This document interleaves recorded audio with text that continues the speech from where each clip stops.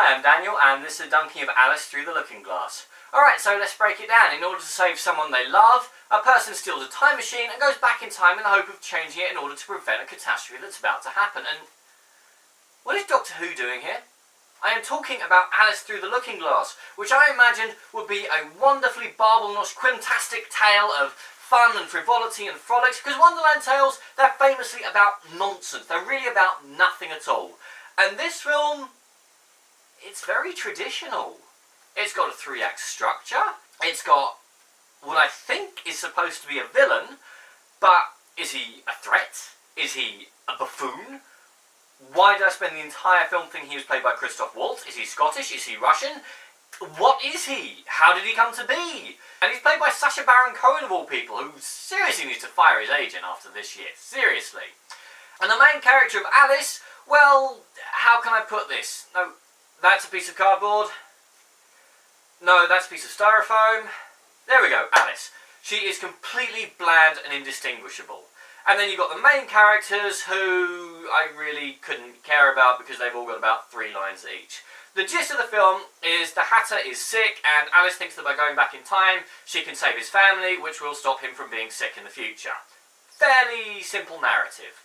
And then there's the whole wibbly-wobbly, timey-wimey stuff. But the trouble is it's Johnny Depp with a hat and a stupid accent, which we've never seen before. No one seems to be trying. Nobody seems to have any effort in them. The film looks, well, traditional. You've got Time, who lives in a castle. You've got other characters who live in a medieval hamlet. Where's Wonderland? Where's the wonder? It's just dull. I was fidgety, I was restless. I mean, I was never a big fan of Burton's Alice in Wonderland, but even so, there was a slight spark. And I know it's something I keep coming back to, but if you're going to have one person completely surrounded by blue screen, they are going to look fake. So if you're going to have one person completely surrounded by blue screen, CGI them.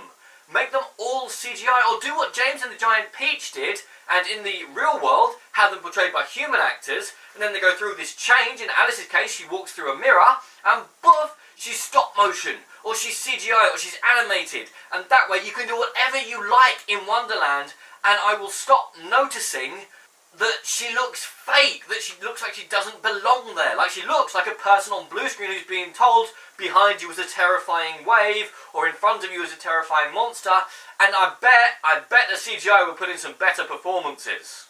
There's not a lot to recommend here.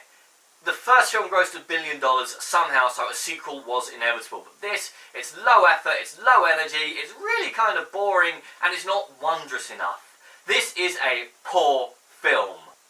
I'm Daniel, this is a Donkey. If you've enjoyed this video, please like, share and subscribe.